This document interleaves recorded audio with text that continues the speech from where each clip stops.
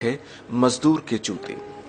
एक बार एक शिक्षक संपन्न परिवार के संबंध रखने वाले एक युवा शिष्य के साथ कहीं टहलने निकले।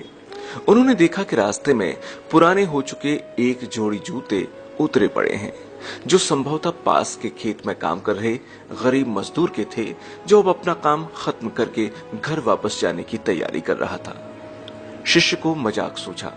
उसने शिक्षक से कहा, गुरुजी, क्यों ना हम ये जूते कहीं छिपाकर झाड़ियों में छुप जाएं?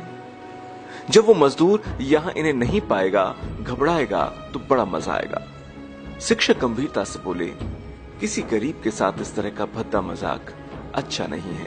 क्यों ना हम कुछ और करें, जैसे हम इन जूतों में कुछ सिक्के डालकर रख देते हैं और छिपकर देखते हैं कि इसका मजदूर पर क्या असर पड़ता है। शिष्य ने ऐसा ही किया और दोनों पास की झाड़ियों में छुप गए। मजदूर जल्द ही आ गया और अपना काम खत्म करके जूतों की जगह पर आया और जूते पहनने लगा। उसने जैसे ही पहले जूते में पैर डाला, उसे किसी कठोर चीज का आभास हुआ। उसने जल्द ही जूते में हाथ डाला और देखा कुछ सिक्के पड़े हैं। उसे बड़ा आश्चर्य हुआ और वो सिक्के हाथ में लेकर बड़े गौर से उन्हें उलट पलट कर देखने लगा। फिर आसपास देखा, कोई दूर दूर तक नजर नहीं आया। उसने सिक्के अपनी जेब में डाल लिए। अब उसने दूसरा जूता उठाया, उसमें भी कुछ सिक्के पड़े थे। मजदूर भाव विभोर हो गया, उसकी आंखों में आंसू आ गए।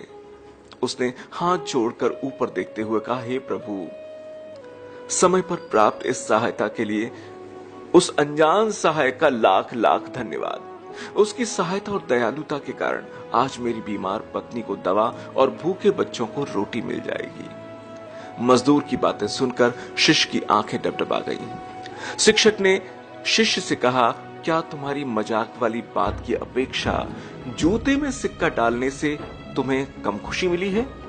शिष्य बोला, गुरुदेव, आपने आज मुझे पाठ सिखाया है, उसे मैं जिंदगी भर नहीं भूल पाऊंगा। आज मैं उन शब्दों का मतलब समझ गया हूं जिन्हें मैं पहले कभी समझ ही नहीं पाया था, कि लेने की अपेक्षा देना कहीं ज्यादा आनंददायी है। देने का आनंद असीम है। जो देता है वो देवता है। दोस्तों, सचमुच जॉय ऑफ गिविंग से बढ़कर और कोई सुख नहीं है। हमें इस कहानी से शिक्षा लेते हुए अपनी अपनी क्षमता के अनुसार जरूर कुछ न कुछ दान करना चाहिए और जरूरतमंदों की हर संभव मदद करनी चाहिए।